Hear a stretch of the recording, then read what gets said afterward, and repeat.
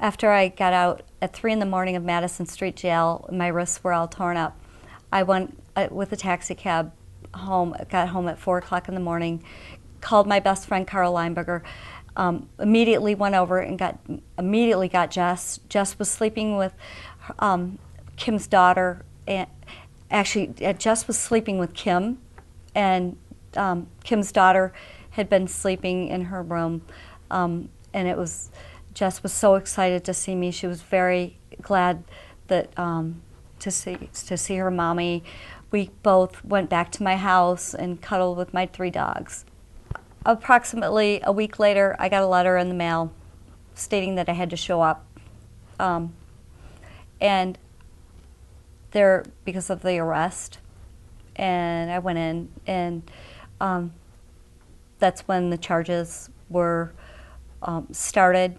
I did apply for a public defender. I was nervous. I continued teaching tennis. This went on.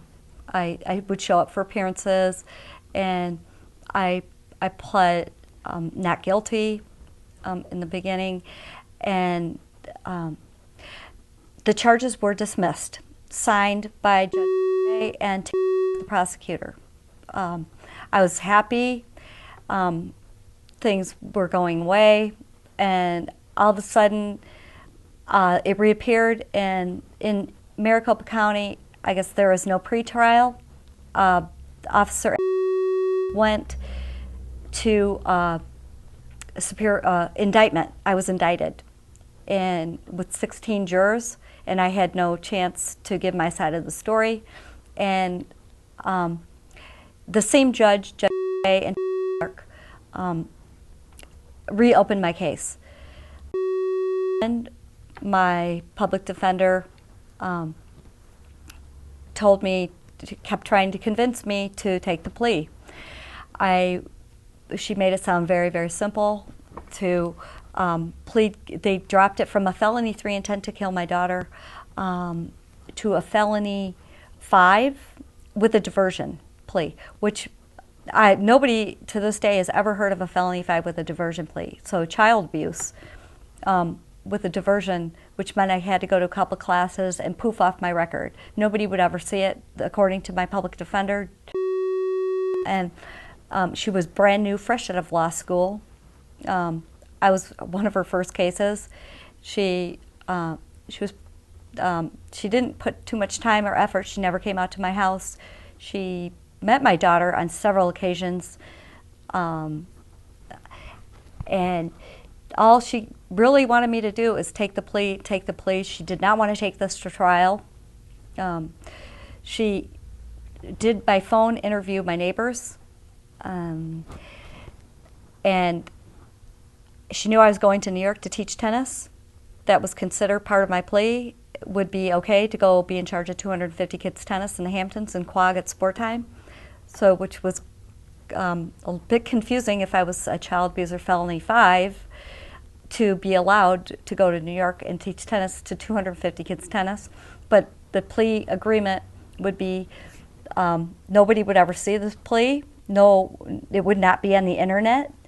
I would keep my job, and no one would ever find out. It would be just like traffic school. So she called me, I think it was anywhere from 25 times the day before. I finally agreed. She tried to get me to lie a little bit and make the story worse to take my plea. I went to take the plea with the judge. I went in to take the plea, and he would not take the plea. He said it was ridiculous. This wasn't child abuse, and he said he took into the chambers after. Then I was a little bit happy, and she obviously didn't want to take this trial, so we went, and she considerably said that I wasn't going to be able to go to New York, and I was going to possibly get convicted and go to 10 years in prison. If a crap jury was going to convict me of I'd get the original charge of a felony 3, and she had me so scared. And I really didn't know the system in Maricopa County, and I ended up I was down to the wire of having to go to New York, and finally I just said, okay. She got, I didn't realize it at the time because I never saw any paperwork. It was the original judge that dismissed my case, which is known as one of the toughest judges, as one of the toughest prosecutors. And I did end up taking the plea, the probation, guaranteed no jail. None of this was true. Otherwise I wouldn't be sitting here telling you my story and doing a movie. The plea was 15 months probation. I had to put self-surrender for a month of December, me being a single mom. That's Christmas time. They did allow me to go to New York twice, not requiring a travel permit. I was mental health evaluations, drug tests, alcohol, DUI classes, never had a DUI. Probation fees of $65, classes, budgeting classes, probation visits, classes, full-time job. I was slapped with a felony until probation was finished, and ran out of the courtroom almost where I couldn't even catch her after slapped me with this probation.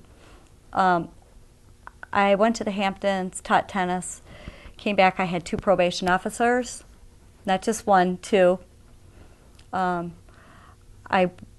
had to work to try to get a reversal of the plea and get a new lawyer, and that is when the nightmare snowballed and even got worse.